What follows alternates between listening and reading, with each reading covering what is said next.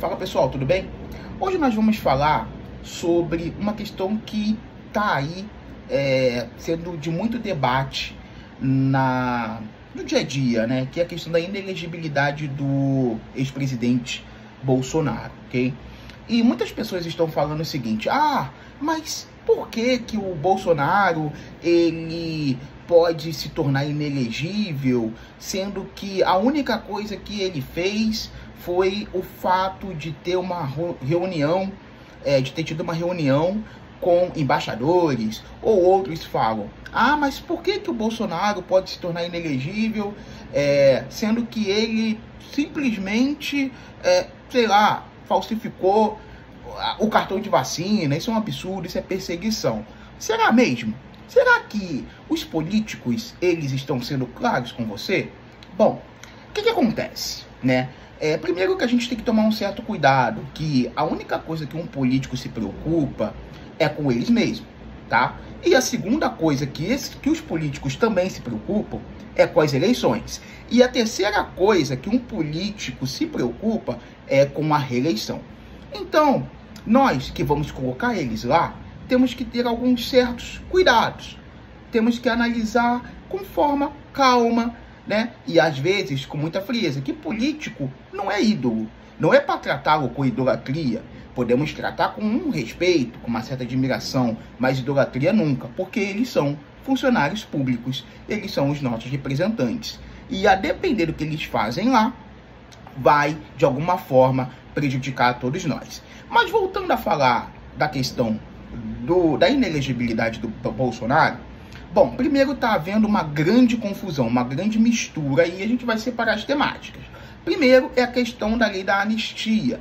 Então, existe aí um projeto lá no Congresso Nacional para analisar a lei da anistia, visando aí, de alguma forma, anistiar aquelas pessoas que participaram daquele evento do 8 de janeiro. Algumas pessoas entendem que aquilo não foi um atentado.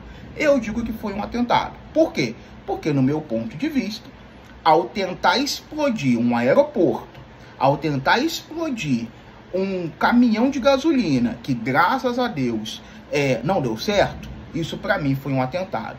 E um grupo de pessoas invadiram, né, a sede dos três poderes e fizeram o que fizeram. Então isso, no meu ponto de vista, é considerado um atentado, sim. Nós podemos falar posteriormente, podemos até fazer um vídeo sobre isso, para debater se a análise do Supremo Tribunal Federal ela está agindo de forma correta ou não, se está havendo aí algum tipo de excesso. Mas quando nós fizermos essa análise do STF, nós não podemos apenas analisar a questão lá no Supremo Tribunal Federal. Nós temos que analisar também como acontece a análise dos juízes nas instâncias inferiores. Como acontece a análise dos juízes também no Tribunal Superior, mas no Superior Tribunal de Justiça. E no Tribunal Regional Federal? E no Tribunal de Justiça dos Estados? Como que funciona? Nós precisamos analisar como um todo.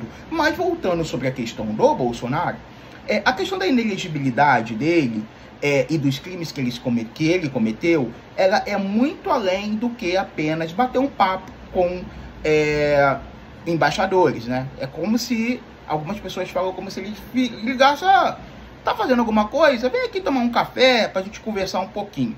Não foi isso, tá? O problema do Bolsonaro é que ele cometeu alguns crimes e ele fez questão de demonstrar que estava cometendo crime. Então, para quem quiser saber, basta fazer o seguinte: vai no YouTube, ou vai no Google da vida, ou até mesmo podem ir no ChatGPT, que vocês vão conseguir encontrar falas do Bolsonaro, né? E foram inúmeras de formas absurdas. E isso tudo contribui aí para uma análise mais técnica de uma apuração de eventuais crimes que ele tenha cometido. Então, o que o Bolsonaro vem sendo acusado de ter cometido? Bom, eu estou utilizando aqui a tecnologia, né? Porque a gente precisa pesquisar, e aqui está o meu tablet. Bom, O Bolsonaro está sendo acusado de abolição violenta do Estado Democrático de Direito. Ele está sendo acusado de golpe de Estado. Descendo um pouquinho, ele está sendo acusado de organização criminosa. E tudo isso aqui já foi apurado pela Polícia Federal e encaminhado para o Procurador-Geral da República.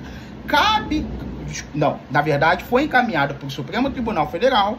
O Supremo Tribunal Federal encaminhou para a Procuradoria-Geral da República analisar, e caberá à Procuradoria-Geral da República pedir o arquivamento desse indiciamento ou dar continuidade a essas questões. E aí que está o pulo do gato. Muitas pessoas falam: mas isso aí não tem democracia, porque no STF só existe o Alexandre de Moraes. Não é bem assim, tá? Não é bem assim. É porque a mídia acaba colocando tudo no mesmo bolo para facilitar, obviamente, causar confusão. Porque quanto mais confusão tiver, mais cliques as pessoas vão lá para analisar. E causa todo esse estardalhaço. Então, de fato, está nas mãos do STF, nele está nas mãos do Alexandre de Moraes. O Alexandre de Moraes, ele vai ali dar continuidade na análise desse processo, como acontece com qualquer juiz. E onde que está a questão que a democracia, nesse ponto, ela não está tendo nenhum problema, porque a Procuradoria-Geral da República, ela pode ali pedir o arquivamento ou dar continuidade à acusação. Então, no momento que vai para a Procuradoria e não exista ali um conluio, que pelo menos até onde a gente sabe não aconteceu, como aconteceu no passado, e todos nós sabemos disso, as coisas elas estão caminhando, tá? E aí, por trás dos bastidores, o Bolsonaro vai tentar, de alguma forma, junto com a sua base política, tentar mudar a lei, fazer qualquer tipo de questão para ele não sofrer com a questão da acusação e poder participar do pleito eleitoral. E aí tem aquela questão da mudança da lei da ficha limpa, né? Porque se ele for acusado, ele não vai poder participar das eleições. Então, e é do jogo. E eu fico muito impressionado que algumas pessoas, elas meio que falam: mas que absurdo. O próprio Bolsonaro, né, ele vira na mídia, né, e é curioso, né, porque ele sempre atacou alguns veículos de jornais, né, de mídia, e hoje ele parece, né, tipo, que é da casa, né, ele vive falando, principalmente na Folha, na Globo, enfim, teve até uma notícia dele na CBN, né, no Globo News, né, e ele sempre atacou esses veículos aí, principalmente a Folha, mas o Estadão também. Mas enfim, eu fico impressionado que quando ele vai na mídia falando dessas questões, né, mas que absurdo, estão utilizando tudo isso para impedir que eu concorra. E porque qual é o medo de impedir, qual é o medo que eles têm de caso eu concorra? Cara, não há medo nenhum. Tá chovendo pra caramba. Não há medo nenhum. O que acontece? Que é do jogo. É impossível uma pessoa que viveu essa política há mais de 30 anos, né? Foram mais de 3 décadas, né, trabalhando na política, não saiba como funciona o jogo. O jogo é assim, amigo. Então, da mesma forma que ele tá com a base tentando mudar a lei para poder concorrer, o outro lado também está ali tentando buscar mecanismos para impedir dele concorrer. Não existe medo, é que quanto menos concorrente, ele é um concorrente forte, ele tem uma base forte, mas quanto menos concorrente tiver, por outro lado é melhor. E aquele que está ali atrás só esperando poder chegar também é melhor. Então isso é do jogo político. Política é assim, por isso que a política é fascinante, né? Política é legal por causa disso. Mas não existe santo nessa história. Mas é importante deixar claro que não se trata apenas de uma questão de conversa com embaixadores ou uma falsificação de documento. Inclusive, vá você falsificar um documento para ver o que vai acontecer com você. Dá uma olhada depois no Código Penal, o que acontece uma pessoa que falsifica um documento. Dá uma olhada lá. No Código Penal está dizendo, tá? E será que o Bolsonaro pode? Eu acredito que não. Mas é isso. Cuidado com o que os políticos dizem. e vamos observar o desenrolar dessa história. Que política é de fato fascinante. E nada de brigar por política, hein, galera? Abraço!